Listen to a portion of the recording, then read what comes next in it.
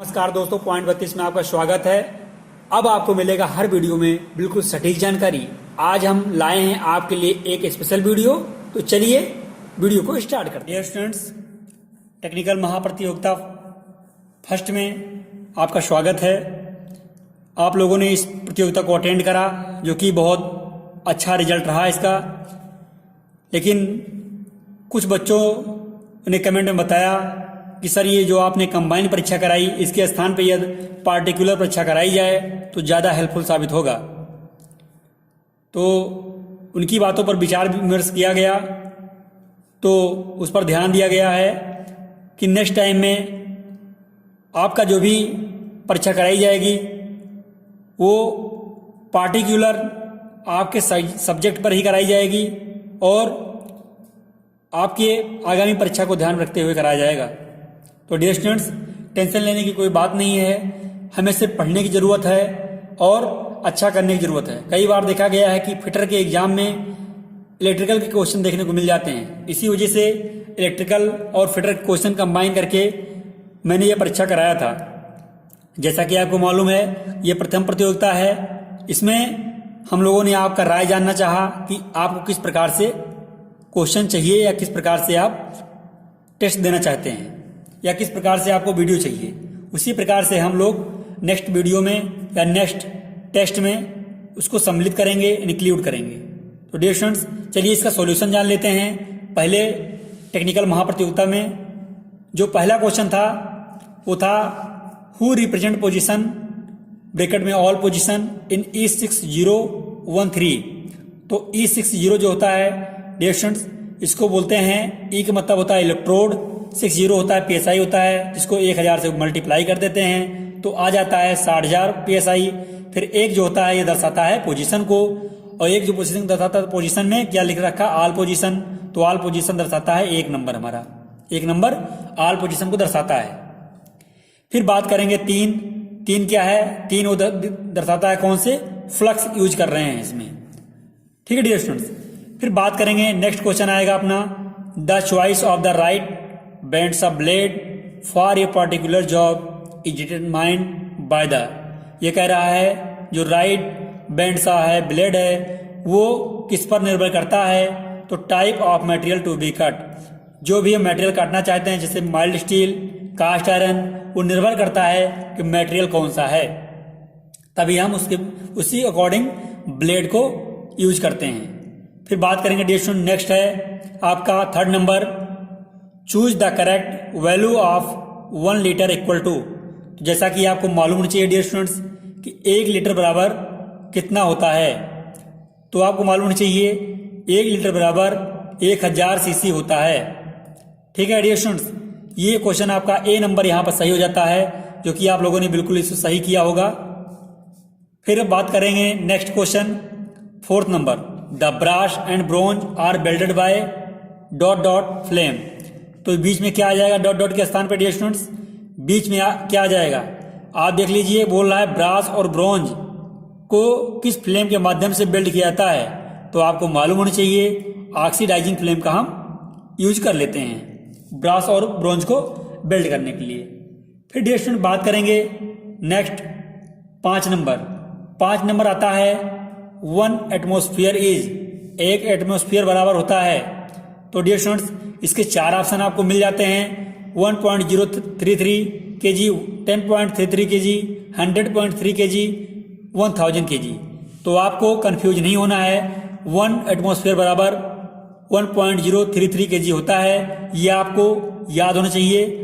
Exam में कई बार पूछा गया है। कुछ क्वेश्चन मैं मानता हूं कि टफ डाले गए थे, इसमें हार्ड लेवल डाले गए थे, लेकिन ऐसा भी नहीं था कि आप प्रयास करके इसको सॉल्व नहीं कर सकते थे।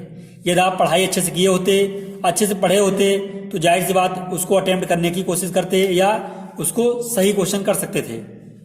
या आपको लगता हो कि हार्ड क्वेश्चन डाला गया था, तो उसका सिर्फ एक ही पर्पज था कि आप इस क्वेश्चन के बारे में जान लें, ताकि नेक्स्ट एग्जाम में कोई भी इस तरह प्रकार का क्वेश्चन देखने को मिले तो आप इसका आंसर गलत ना करें। फिर बात करेंगे डियर स्टूडेंट्स 6 नंबर, इसको बोलते हैं is achieved by removal of the fuel burning in the fire. तो डियर स्टूडेंट बात कर रहा है कि बर्निंग ऑफ द फायर, आग जल रही है तो उसमें जो फ्यूल होता है उसको कंट्रोल करते हैं, किसके माध्यम से कंट्रोल करते हैं डियर स्टूडेंट्स, किसके माध्यम से उसको फ्यूल को कंट्रोल करते हैं, हटाते हैं। तो वो मेथड हमारा दे रखा है इसमें starvation, cooling, smoothening, none of these. तो स्टारवेशन यहाँ पर सही हो जाता है डियर स्टूडेंट्स। स्टारवेशन जैसा कि आपको चित्र में दिख रहा होगा, ये देखिए यहाँ पर स्मूथनिंग से ऑक्सीजन को कंट्रोल करते हैं डियर स्टूडेंट्स, और कूलिंग से हीट को कंट्रोल करते हैं, और स्टारवेशन से फ्यूल को, यहाँ पर दिख रहा होगा डियर स्टूडेंट्स। ठीक है, फिर बात करेंगे नेक्स्ट क्वेश्चन की। तो 7 नंबर क्वेश्चन आ जाता है, in press operation the size of the marked रहेगा, marked part is dependent on the size of. तो इस पे साइज निर्भर करता है। तो प्रेस ऑपरेशन में हम डाई का यूज कर लेते हैं, तो आपको मालूम चाहिए यहाँ पर डाई ऑप्शन सही हो जाता है। तो अभी तक आपने 7 क्वेश्चन पढ़े, 7 क्वेश्चन बिल्कुल लाजवाब थे और बहुत अच्छा था। काफी लड़कों ने अच्छा से इसको सॉल्व किया और सही से टिक किया था। एक एक लाइन का क्वेश्चन है डियर स्टूडेंट्स, लेकिन बहुत इंपॉर्टेंट है। हर एक क्वेश्चन 1 नंबर का होता है, इसलिए क्वेश्चन को केयरफुली करना चाहिए, ध्यानपूर्वक इसको पहले पढ़ें। पढ़ने के बाद जब तक आप क्वेश्चन ध्यानपूर्वक नहीं पढ़ेंगे, आप कभी भी सटीक आंसर नहीं दे पाएंगे। तो आप इंग्लिश में जो लिखा हुआ है कोशिश करें समझने की। इंग्लिश भी इतना टफ लैंग्वेज नहीं है, लेकिन प्रयास करेंगे कि नेक्स्ट टाइम जब भी कोई एग्जाम हम लोग अगर करेंगे, अटेंड करते हैं, तो उसमें क्या करेंगे, मैं अगर नेक्स्ट एग्जाम कराऊंगा तो उसमें क्वेश्चन को हिंदी में भी रखने का प्रयास रहेगा, लेकिन जो स्टैंडर्ड होता है वो इंग्लिश ही होता है डियर स्टूडेंट्स। ठीक है, फिर नेक्स्ट बात करेंगे 8 नंबर।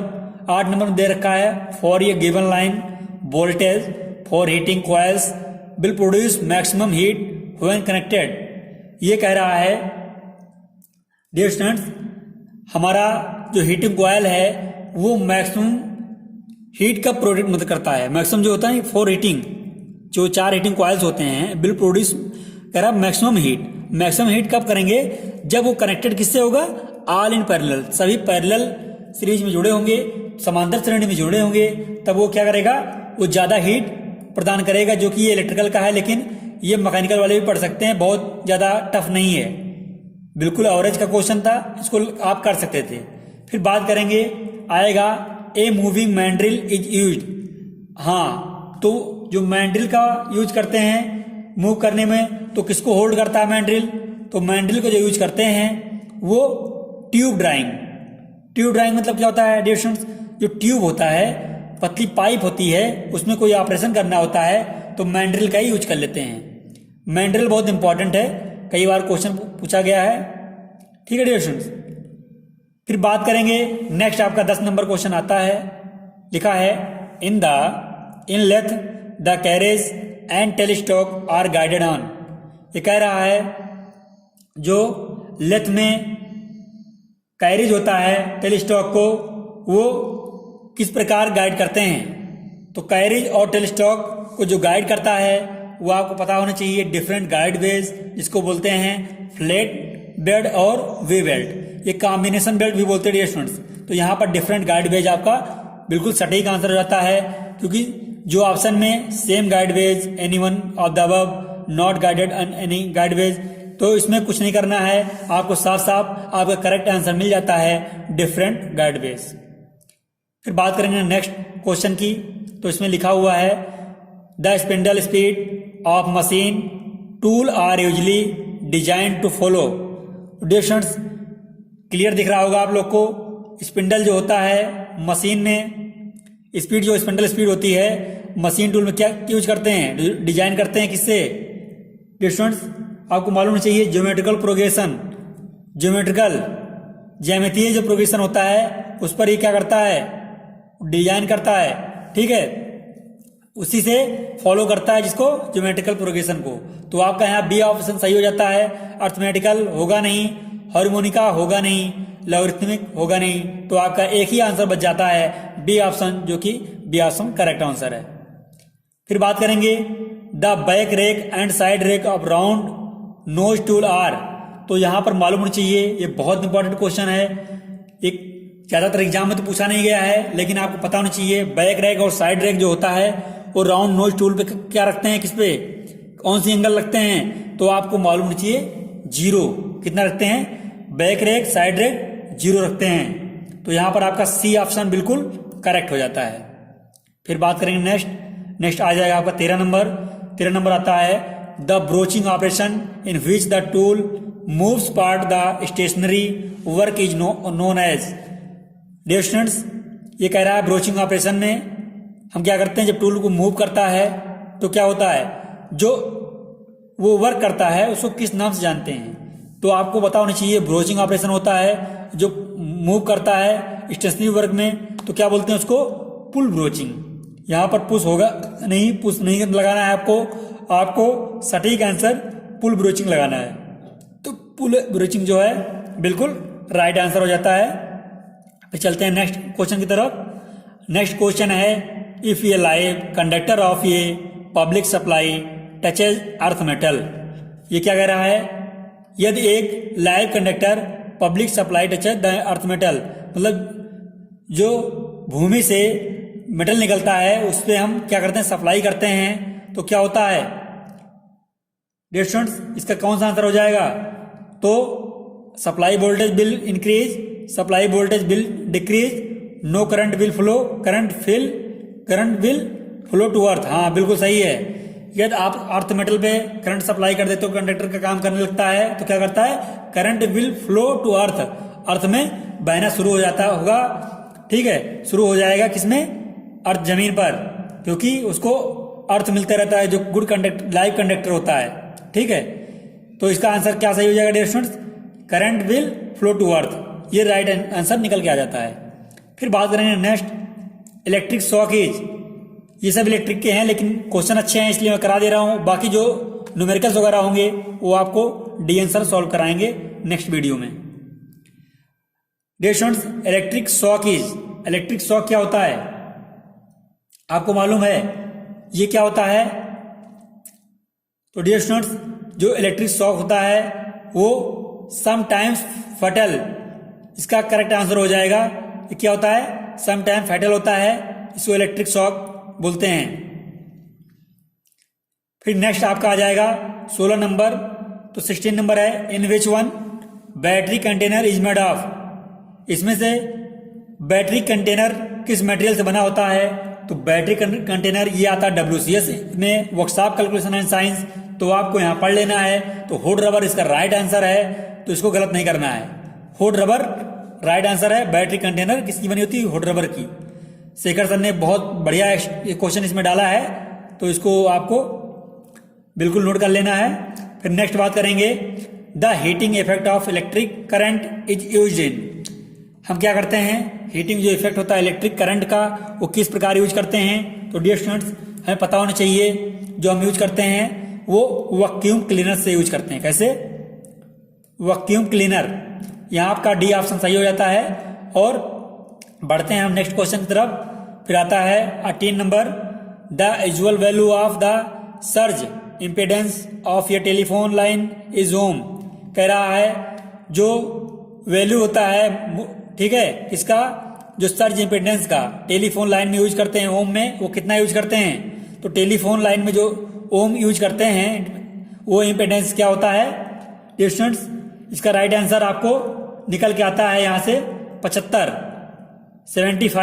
ये आपका करेक्ट आंसर हो जाता है। फिर नेक्स्ट आएंगे 1260, ये फिर question mark 15 question mark 7 is equal to question mark. Dear students आपको यहाँ पर क्वेश्चन में थोड़ा मिस्टेक हमें दिख रहा है कि जो प्रिंट करने में या टाइपिंग करने में गलती हुई है, यहाँ पर सिंबल देना चाहिए था, यहाँ पर सिंबल आप रखोगे मल्टीप्लाई का, इस पर मल्टीप्लाई का रख देंगे, और इस पर क्या रखेंगे, डिवाइड का, इस पर डिवाइड का मल्टीप्लाई रखेंगे।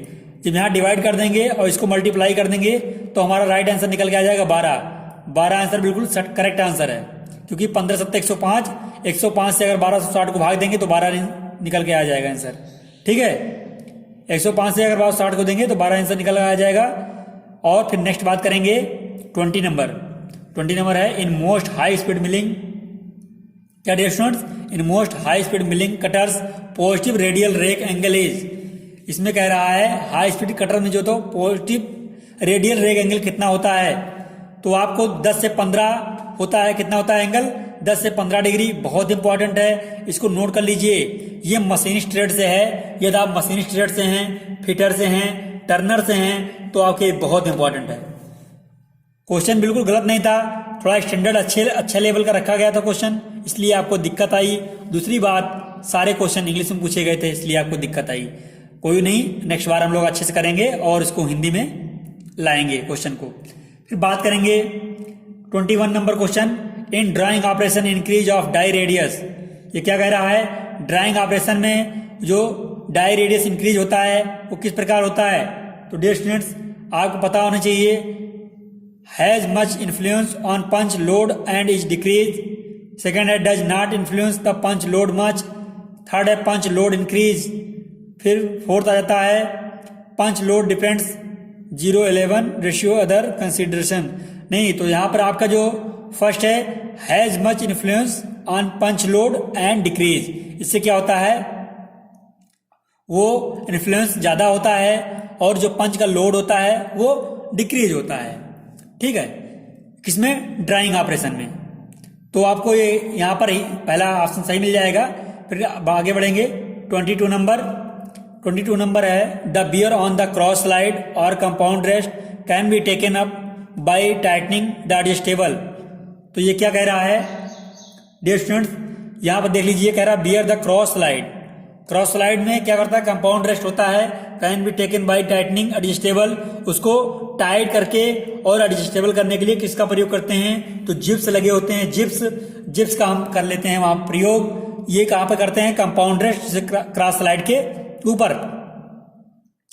आपने देखा होगा वो जिप्स लगे होते हैं। ठीक है, तो इसको जिप्स बोलते हैं। यहाँ राइट आंसर सी हो जाएगा आपका। फिर नेक्स्ट देखेंगे the factor which will have least effect on the voltage at the load end of 2 wire supply circuit. तो डियर स्टूडेंट्स, ये बहुत इंपॉर्टेंट है। यहाँ फैक्टर जो होता है किसका?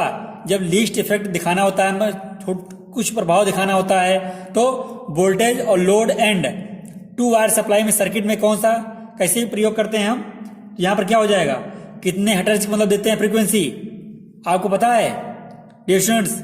क्या सही हो जाएगा? 2 वायर सप्लाई में सर्किट में क्या कितना फ्रीक्वेंसी देते हैं? तो जब 2 वायर सप्लाई होगी तो उसमें जाहिर सी बात है, आप इलेक्ट्रिशियन से हैं तो डीएन सर ने पढ़ाया है, इसको बताया है कि वेदर सप्लाई फ्रीक्वेंसी 25 हर्ट्ज और 50 हर्ट्ज। ये नहीं पढ़ाया है तो डीएन सर से आप कमेंट में बोलिए कि सर इसके बारे में बताइए, तो वो इसके बारे में जरूर एक वीडियो लाएंगे और अच्छे से बताएंगे।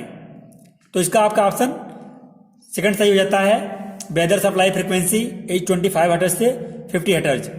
आपका राइट आंसर निकल के आता है बी नंबर। फिर बात करेंगे 24, in machine tools chatter is due to. ये कह रहा है मशीन टूल जो होते हैं वो चैटरिंग होते ही किसके दौरान चैटरिंग होती है? तो कब होती चैटरिंग?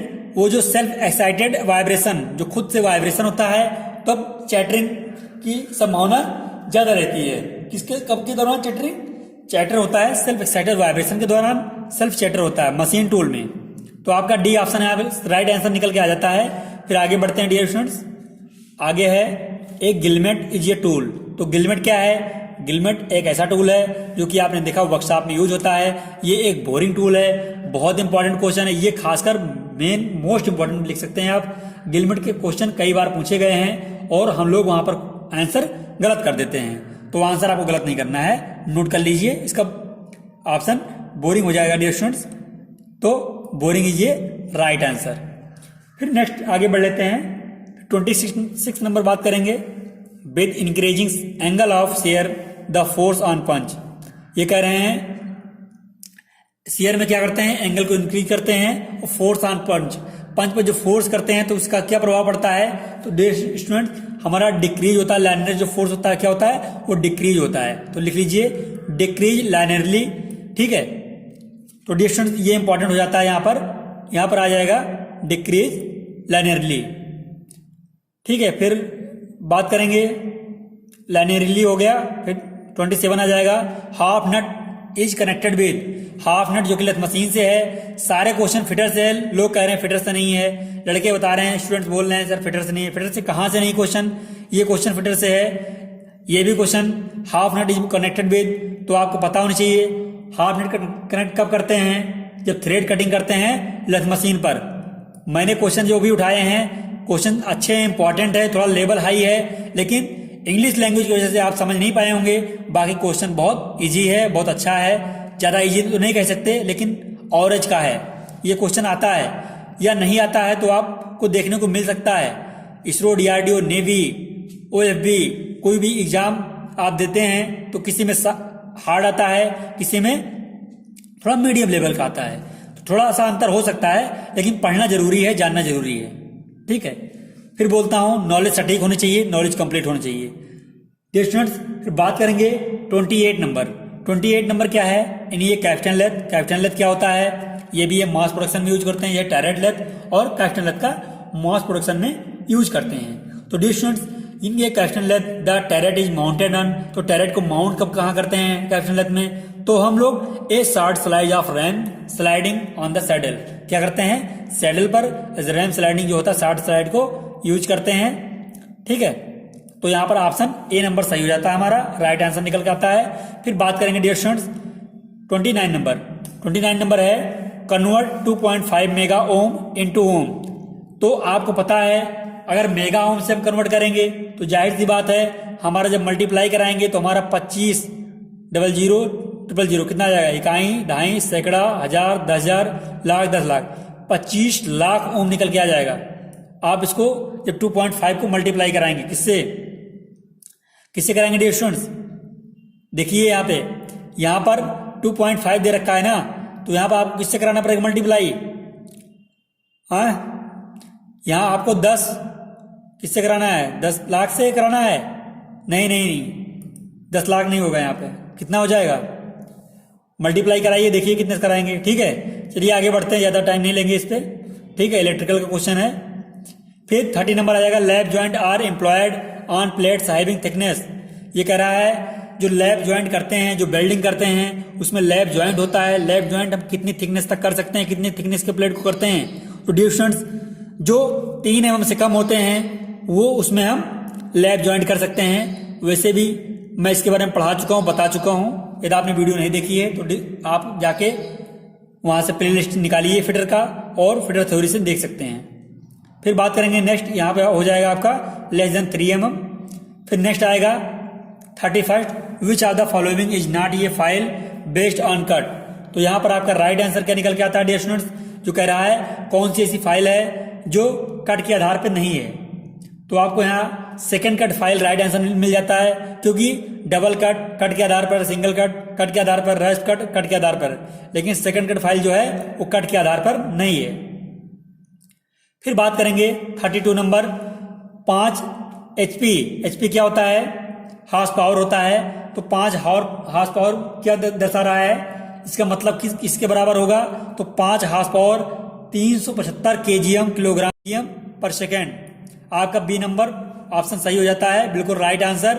ठीक है, आपको पढ़ते रहना है। यदि आप इलेक्ट्रिकल से होंगे तो बिल्कुल सही कर पाएंगे, मैकेनिकल से होंगे, आप mechanical branch fitter Turner machinist से होंगे तो आपको थोड़ा दिक्कत होगी, क्योंकि ये मैकेनिकल ब्रांच में नहीं आता है ये क्वेश्चन।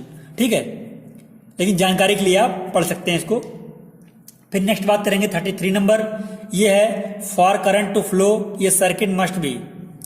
कह रहा है करंट को फ्लो होने के लिए सर्किट होना चाहिए, सर्किट जरूर होना चाहिए। किससे होनी चाहिए?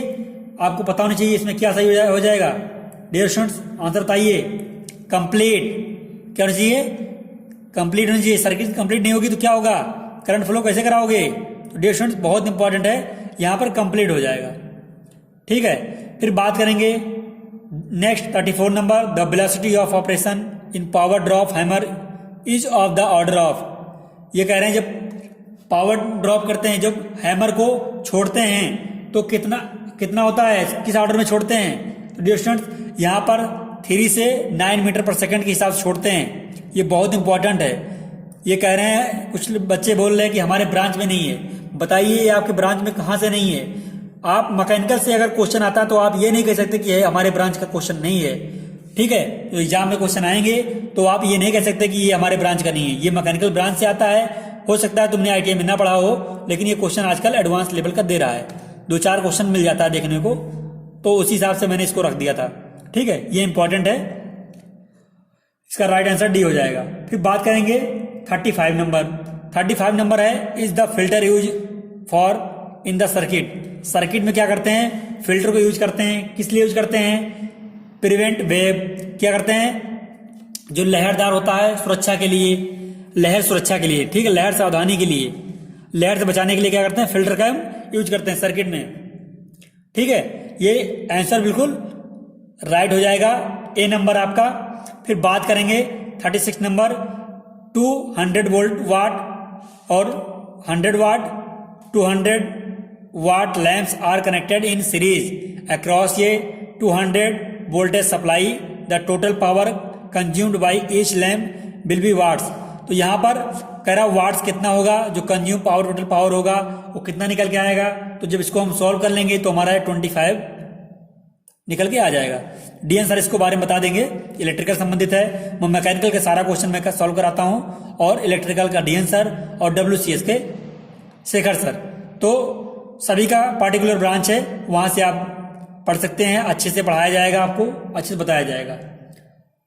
डियर स्टूडेंट्स, फिर 37 नंबर बात कर लेते हैं। 37 नंबर में है द नंबर 4 पॉइंट, ये देख लीजिए क्वेश्चन है, the number 4.4 into 10⁶ ohm expressed using metric prefix. ये कह रहे 4.4 इंटू 10⁶ ये ओम्स क्या मतलब रिप्रेजेंट करता है। तो डियर स्टूडेंट्स यहां पर देखेंगे तो 4.4 m, ठीक है डियर स्टूडेंट्स, ये रिप्रेजेंट कर रहा है। तो यहां पर डी ऑप्शन सही हो जाएगा, ठीक है, जो इलेक्ट्रिकल के हैं उनको समझ में आ रहा होगा। फिर बात करेंगे convert as kg into newton. ये वर्कशॉप कैलकुलेशन एंड साइंस का क्वेश्चन है। Convert 8 kg into newton, 8 kilogram को अगर न्यूटन में कन्वर्ट करेंगे तो कितना आ जाएगा। ये तो आप लोगों ने कर लिया होगा, 78.48 न्यूटन। बहुत सिंपल है, इसको आराम से निकाल सकते हो, आप कर सकते हो। 9.8 होता है, उससे निकाल सकते हैं डियर स्टूडेंट्स। अगर मल्टीप्लाई करेंगे तो आ जाएगा 1 kg में कितना होता है 9.8 न्यूटन। तो 9.8 इंटू 8 कितना हो जाएगा डियर स्टूडेंट्स, तो आप 78.48 न्यूटन निकल के आ जाता है, बिल्कुल राइट आंसर है।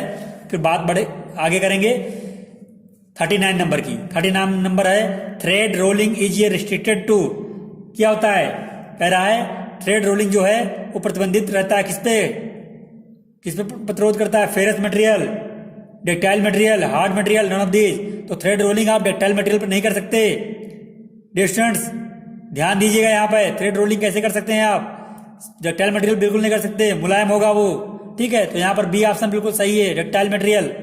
इसके बाद बात करेंगे 40 नंबर निकल के आ रहा है the usual ratio of forward and return stock in shaper is. Usual ratio forward and return stock in shaper is, जो सेपर में आने जाने का यूजुअल रेशियो है। रेशियो क्या होता है रिटर्न स्टॉक का, तो ये बहुत इंपॉर्टेंट है। 0.1263 बहुत लंबा लिख दिया है, लेकिन यहाँ पर 0.12 कहीं लिख के आता है, कहीं 0.126 लिख के आ जाता है। तो आपको 1 to 6 तो याद कर ही लेना है, बाकी को याद करने की जरूरत नहीं है, ठीक है। डी ऑप्शन सही हो जाता है। फिर निकल के आता है अगला क्वेश्चन, इस पेपर का है। देखिए क्वेश्चन सब मैकेनिकल से हैं और तुम्हारे ब्रांच से हैं। ये मत सोचो कि जो आपका मशीनिस्ट का क्वेश्चन फिटर में नहीं पूछेगा, फिटर क्वेश्चन मशीनिस्ट में नहीं आएगा, या टर्नर क्वेश्चन मशीनिस्ट में नहीं आएगा, ये आपकी गलत फहमी है। कोई जानवर कहीं से भी क्वेश्चन पुटअप कर सकता है, आपको याद करते चलना होगा। यहाँ पर 30 क्वेश्चन मैकेनिकल से हमने रखा था, 30 क्वेश्चन आपने अच्छे से कर पाए होंगे। क्वेश्चन ज्यादा इतना हार्ड नहीं था कि आप ना कर पाए, आपने अगर ध्यान दिया होगा तो अच्छे से कर पाते। फिर अगला क्वेश्चन था average cutting speed in machining mild steel by single point tool of HSS। कह रहा है सिंगल पॉइंट कटिंग टूल से लिए HSS का जो होता है माइल्ड स्टील की अगर मशीनिंग करना है तो कटिंग स्पीड कितना रहेगा डिस्टेंस, कितना रहेगा 30 मीटर पर मिनट। यहाँ पर कितना आ जाएगा 30 मीटर पर मिनट, ये सही है। यहाँ सी ऑप्शन सही है, 30 MT लिखा है, ठीक है, वो 60 में लिख दिया गया है। फिर बात करेंगे 42 number, which of the following has most number of divisors. कह रहा है किस नंबर के सबसे ज्यादा डिवाइजर्स हैं, सबसे ज्यादा मतलब भाग दे सकते हैं, सबसे ज्यादा बार किस में दे सकते हैं आप। ऑप्शन है 99, 101, 176, 182। तो यहां पर आप इसको अगर सॉल्व करेंगे, यह है WCS का क्वेश्चन, तो यहां पर 176 राइट आंसर निकल के आ जाएगा, ठीक है डियर स्टूडेंट्स। ये भी WCS का क्वेश्चन है जो कि आपके टॉपिक से रिलेटेड है। फिर बात करेंगे ये बायलैटरल एलिमेंट, इसमें बायलैटरल एलिमेंट कौन सा है डियर स्टूडेंट्स, बहुत इंपॉर्टेंट है। रजिस्टर ये बायलैटरल ये भी है, इंडक्टर ये भी बायलैटरल है, कैपेसिटर ये भी बायलैटरल है। यदि आप इलेक्ट्रिकल से हैं तो इसके बारे में जानते होंगे, तो ऑल आप दीजिए यहाँ पे आंसर बिल्कुल करेक्ट हो जाएगा। फिर बात करेंगे 44 नंबर। 44 नंबर में आएगा in piercing and punching operation. Piercing और पंचिंग ऑपरेशन बताइए ये कहां से संबंधित नहीं है तुम्हारे फिटर से। देशन आप कह रहे थे कि ये फिटर संबंधित नहीं है, पियर्सिंग और पंचिंग ये फिटर में ऑपरेशन में आते हैं, मैकेनिकल संबंधित है। Angle of share is provided on, कितना जो एंगल प्रोवाइड कराते हैं शेयरिंग में वो किससे कराते हैं। तो डियर स्टूडेंट्स यहाँ पर कौन सा ऑप्शन सही हो जाएगा 44 नंबर पंच, क्या हो जाएगा पंच, पंच प्रोवाइड कराते हैं शेयर एंगल, ठीक है। पंचिंग ऑपरेशन है ना, जो इन पियर्सिंग में पंचिंग ऑपरेशन करते हैं तो पंच के माध्यम से तो करते हैं, तो ये ऑप्शन बी सही हो जाएगा। फिर बात करेंगे 45 number cold heading is the process of. Cold hedging process जो है वो क्या है, तो आपको मालूम होनी चाहिए चिपलेस मशीनिंग। ठीक, क्या करता है चिपलेस मशीनिंग होता है, आप किसी बॉल को टर्न करेंगे, इसकी स्टील की बॉल होती है उसको टर्न होता है, तो कौन सा प्रोसेस करेंगे कोल्ड हेडिंग प्रोसेस। बहुत इंपॉर्टेंट है, आप जाके गूगल पे सर्च कर लीजिएगा या किताब में आपको देखने को मिल जाएगा। हो सकता है थोड़ा एडवांस है तो आपको देखने को न मिले, लेकिन इंपॉर्टेंट बहुत है, इसको नोट करते चलिए। चिपलेस क्या होता है, बॉल टर्न करते हैं, कौन सी बॉल जो होती है स्टील की बॉल होती है उसको टर्न करने के लिए कोल्ड हेडिंग प्रोसेस प्रयोग करते हैं, जो चिपलेस मशीनिंग में अंतर्गत आ जाता है। ठीक है, यहां से ए ऑप्शन आपका करेक्ट हो जाता है। फिर बात करेंगे 46 नंबर, इसमें है for cutting brass the hacksaw blade should have teeth per 25 mm। 25 mm को आप 25 mm लगभग 1 इंच मान सकते हैं। तो आपको पता होना चाहिए कि क्या ब्रास को कटिंग करने के लिए कितना टीथ चाहिए, तो 14 टीथ पर कितना है इंच है, तो 14 सही है ना, यहाँ पे इंच मान लीजिए उसको ना, आप इंच समझ लोगे, अगर इंच के तौर पर मान चलोगे तो आंसर सही निकल के आ जाएगा। 25 mm बराबर 1 इंच, और 1 इंच में कितने दांते होने चाहिए 14, किसके काटने के लिए ब्रास के, तो यहाँ पर ए ऑप्शन बिल्कुल करेक्ट है। ठीक है, बहुत इंपॉर्टेंट क्वेश्चन था, यदि आप थोड़ा पढ़ के तैयारी करते, मैं मानता हूं कि आपको 8-10 क्वेश्चन जो ज्यादा टफ थे उनको आप ना कर पाते, लेकिन फिर भी आप लोगों ने करा भी है, ऐसा नहीं है, कुछ लड़कों ने काफी अच्छा क्वेश्चन करा है, मैक्सिमम क्वेश्चन अटेंड किए हैं, जो कि इलेक्ट्रिकल क्वेश्चन कुछ ही छोड़ दिए हैं, बाकी सारे क्वेश्चन किए हैं मैकेनिकल के, बहुत बढ़िया। ठीक है, फिर नेक्स्ट बात करेंगे 47 number can be expressed as a product of primes as. तो यहां पर क्या करेंगे, जो प्राइम नंबर है एक्सप्रेस करते हैं प्रोडक्ट को, वो किससे, तो आप यहाँ 2 × 2 कितना हो जाएगा 4 4 12 और 36, 7 से मल्टीप्लाई कराएंगे, निकल के यहाँ पे आपका निकल आएगा प्राइम नंबर। ठीक है, प्राइम नंबर सबसे मल्टीप्लाई करेंगे तब जाके निकलेगा, ऐसा नहीं मालूम चलेगा। ठीक है, उस रिजल्ट बाद में मालूम चलेगा। एक ऑप्शन यहाँ सही हो जाता है, बिल्कुल करेक्ट आंसर है। फिर 48 number 48 with the rise in temperature the temperature coefficient of resistance. ये क्या कह रहा है, जो रेजिस्टेंस में क्या होता है विद राइज टेम्परेचर, टेम्परेचर क्या होता है, जब कोएफिशिएंट रेजिस्टेंस में हम टेम्परेचर देते हैं तो क्या होता है, वहां पर टेम्परेचर क्या होता है, कोएफिशिएंट रेजिस्टेंस डिक्रीज होता है। क्या हो जाता है, टेम्परेचर में कोएफिशिएंट जो रेजिस्टेंस होता है वो क्या होता है, डिक्रीज होता है। तो यहाँ सी ऑप्शन सही हो जाएगा, लेकिन इसके बारे में ज्यादा जानकारी नहीं है हमें, क्योंकि ये इलेक्ट्रिकल ब्रांच से क्वेश्चन है, तो इसको हम ज्यादा डिस्कस नहीं करेंगे इसके बारे में। नेक्स्ट आगे बढ़ते हैं, इसमें after cold forming steel balls are subjected to, बात वही आ गई ना, हमने बोला था कोल्ड हेडिंग प्रोसेस था, यहाँ पर कोल्ड फॉर्मिंग है। डियर स्टूडेंट्स, यहाँ पर स्टील बॉल को सब्जेक्टेड के रूप में बोला है, तो यहाँ क्या हो जाएगा, यहाँ स्ट्रेस रिलीविंग हो जाएगा। डियर स्टूडेंट्स, बहुत इंपॉर्टेंट है, क्या हो जाएगा, स्ट्रेस रिलीविंग हो जाएगा। ये बहुत बिल्कुल राइट आंसर, इसको नोट कर लीजिए। अगर ऐसे क्वेश्चन हार्ड क्वेश्चन देखने को मिलते हैं तो आप तुरंत कर पाओगे, क्योंकि मैं यहाँ पर बता चुका हूं इसके बारे में और आप इसके बारे में टेस्ट दे चुके हैं। फिर बात करेंगे fix the odd one out, जो फिक्स्ड होता है, fix the odd one out, तो इसमें कौन होता है, तो इसमें कोल, ये भी गैस है, कौन से मतलब जो इसमें सेम नहीं है, बाहर से है, तो आप ओड क्या है, मतलब ओड विषम होता है, तो विषम कौन सा है इसमें, कोल एक गैस है, एलपीजी गैस है, हाइड्रोजन गैस है, स्टील क्या है, स्टील गैस नहीं है, तो यहाँ राइट आंसर स्टील हो जाएगा, जो कि बिल्कुल करेक्ट आंसर है। तो डियर स्टूडेंट्स, ये बहुत अच्छा लगा होगा। आपको पूरे 50 क्वेश्चन मैंने सॉल्व करवा दिए हैं या उसको सही आंसर बता दिया है। तो डियर स्टूडेंट्स, ये जो भी आपने टेस्ट दिया बहुत अच्छा रहा, रिस्पांस अच्छा रहा। नेक्स्ट टेस्ट लाएंगे तो उसमें जाहिर सी बात है आपकी ट्रेड वाइज लाएंगे और आपके लिए थोड़ा सा इजी और मीडियम क्वेश्चन लेवल के क्वेश्चन रखेंगे, जिससे आप लोग थोड़ा अच्छे से कर पाओ और उसमें आपका मनोबल बढ़े। डियर स्टूडेंट्स, लेकिन कुछ ये भी रहेगा, कुछ क्वेश्चन मैं यूपी आरवीएनएल या इसरो डीआरडीओ से भी उठाऊंगा, जिससे कि आपकी कंपटीशन लेवल जो है वो डाउन ना हो, उसको बढ़ा के रखना है, उसको अच्छा रखना है। क्योंकि आप तैयारी करते रहते हो और आपका जो मकसद है केवल जॉब पाना है, रोजगार पाना है, तो आपके लिए तैयारी बेहद सटीक और बहुत कंप्लीट होनी चाहिए। कंप्लीट और सटीक जानकारी नहीं मिलेगी तो आप परीक्षा में सफल नहीं हो पाएंगे। तो आपको सफल होना है और पूरा पढ़ना है, टाइम देना है, कम से कम 3-4 घंटे रोज पढ़िए और इस वीडियो को वॉच करते रहिए।